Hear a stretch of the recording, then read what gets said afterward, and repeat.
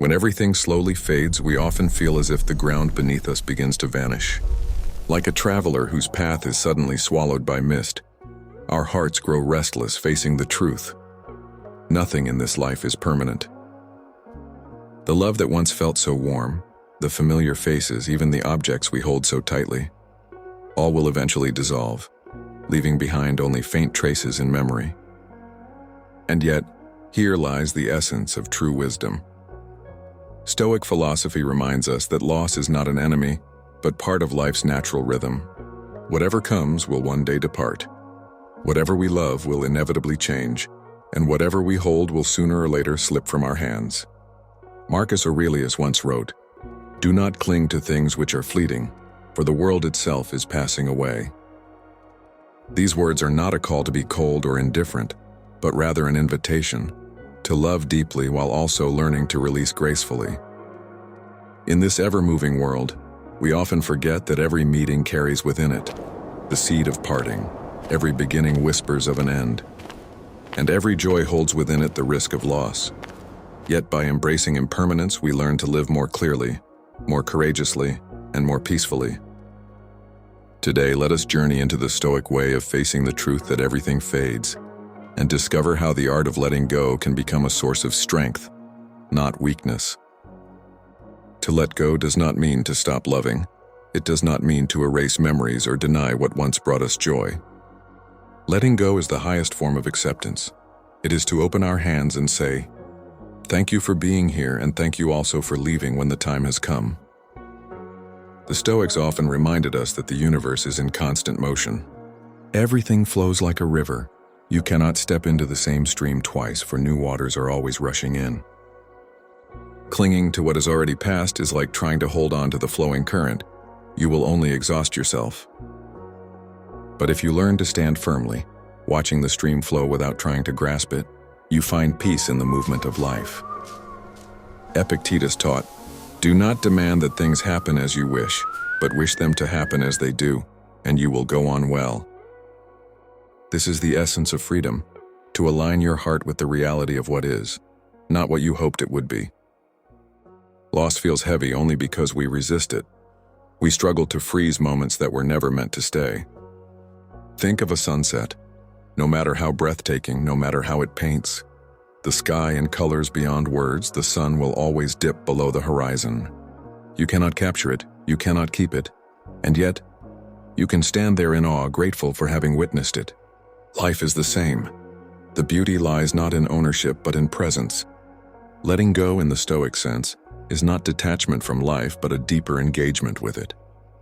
It teaches us to love without chains, to care without fear, and to walk through life with open hands rather than clenched fists. Because when you grip too tightly, you break what you love, but when you hold gently, you allow both yourself and the other to breathe. Seneca wrote, "He who fears death will never do anything worth of a living man." To fear loss is to fear life itself, for every moment contains the shadow of an ending. But if you can look at loss directly and bow to it with dignity, you will never be enslaved by fear again. So when everything fades, when a relationship ends, when youth slips away, when time carries away the laughter of friends, remember this: nothing was ever truly yours. You only borrowed it for a while, and that was enough. When everything fades, our first instinct is to cling. We clutch at memories, we replay conversations, we look for traces of what once was. But the Stoics remind us, this clinging is the root of suffering. The pain is not in the event itself, the ending, the loss, the fading, but in our refusal to accept that endings are part of nature's law. Marcus Aurelius often wrote in his meditations about the impermanence of all things. He reminded himself that emperors, warriors, philosophers, and even loved ones all become dust in time. He did not write this to be cruel, but to train his mind to see clearly that every human life, no matter how radiant, is a brief flame. To expect otherwise is to live in illusion. Imagine holding sand in your hands. The tighter you close your fist, the faster it slips away. But if you open your palm and simply hold it, the sand rests peacefully for as long as it can. Life asks us to open our palms, to stop gripping, to welcome and release with the same grace. Letting go does not strip meaning from our experiences. On the contrary, it deepens meaning. For when you know that the people you love, the moments you cherish, the beauty you admire will not last forever, you learn to treasure them more fully while they are here. A dinner with family becomes sacred. A laugh with a friend becomes priceless. A simple morning light through the window becomes a gift beyond measure. Epictetus said, "When you kiss your child, whisper to yourself, tomorrow he may die." Harsh as it sounds, it was his way of training the heart. Not to live in fear, but to live in awareness. To stop wasting time in quarrels, regrets, or neglect because every moment could be the last. In this awareness, love becomes purer, richer, free from pride or control. Loss, then, is not the end of love, it is the proof that you loved. The ache you feel when something fades is the echo of the beauty you once experienced. To try to avoid that ache is to avoid living altogether. So the Stoic way of letting go is not numbness. It is not cold indifference. It is the courage to feel fully while something exists, and the strength to release it without bitterness when it is gone. It is the art of saying, "I did not own this, but I was blessed to have borrowed it." And in this borrowing, you learn the most powerful truth.